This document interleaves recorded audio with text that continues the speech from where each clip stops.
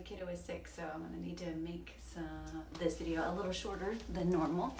But today, last week I talked about, in the behind the scenes, I talked about the types of paints I use. So today I figured I would talk a little bit about the brushes that I use. So for a while there, I was using just like old crappy donated brushes that I had gotten for free because the art organization where I was working was gonna throw them away. So I took those home and used them for a long time, and I was also able to share them with Bjorn and didn't have to like feel bad if they got damaged or ruined. And there was a big old box of them, so I used those for a good long while. And then as I started to really get my rhythm back in my painting and get my skills back, I wanted to have a little more control. I wanted the bristles to be a little bit finer and to have the shapes that I'd like better. So I went to Jerry's Artarama in Greensboro, which is, they have a wholesale, it's like the Costco or the Sam's Club of art supplies, and I highly recommend them if you have not gone there before. They're amazing. And they have a like a membership, right? It was $20, maybe $25 a year, so it's awesome because you get really great deals. You get, you know, wholesale prices, which is awesome. So when I went to Jerry's recently, I picked up some new brushes. So I'll give you some examples. Like, this is an older brush, so you can kind of see it's got a little bit of damage, it's gotten roughed up a bit, but when I was able to go to Jerry's, I got some bigger brushes like this. The nice thing about these is the bristles are really soft. You can really see, if you haven't bought brushes before, you'll see that they have numbers on them. And so it doesn't just tell you the brand, but it has a size. So that number, you can be really specific about the exact size that you'd like. So I like this size. This is what, when I'm working on a painting and I want to not really see much of a brush stroke, I want it to look really soft and even. I can go over the paints, and especially you've seen kind of in process videos that I've done, you might see me going over a color with this brush to really even it out.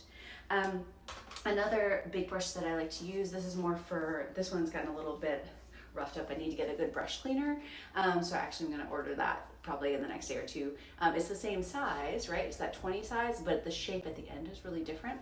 And so if I give it a good cleaning, it'll be soft again like the other one. But this is the shape that I use, not necessarily for blending, but this is more for applying, like a big wash of paint. So if I want a lot of paint on at the same time, I'll use this to throw the paint on, and then I can either smooth it out with the flat brush, or I can, if I want to be blending other colors into it, I'll just like leave it with more of a brush stroke, and that's just such a treat. So I have those are my big brushes, and then I have smaller brushes like this. So you can see this is a little bit of a different brand here, but you can see again it has the number, it might be smaller. Yeah, oh there it is. Yeah, so the number 4.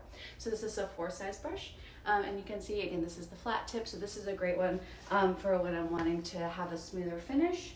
And then I love these. So if you haven't seen these brushes, they have an angle to them. This is considered a 1/2, right? Like a 1/2. And so with this, you can get a really straight line. So I use this for like doing a line across. See that? So it's really great because then you can place it at this angle and really get a nice even line. So if you're trying to get really precise, this is a great precision brush. So of course I have other really small brushes as well. So when you're getting into really fine details, it's nice to see these really tiny ones. This is a number 1. And so this is actually a larger end of a small brush. And then we have some really tiny ones. Let me find my small one. So you can see this one here, like this is a really nice small one. So this is especially if I'm working on faces or working with, you know, the leaves on a painting, and I want to get really fine details, you would use those little bitty brushes to get those fine details in. But as you can tell, like to do a lot of paint in one area versus to work on, let's say, I'm wanting to get the details on a tooth right?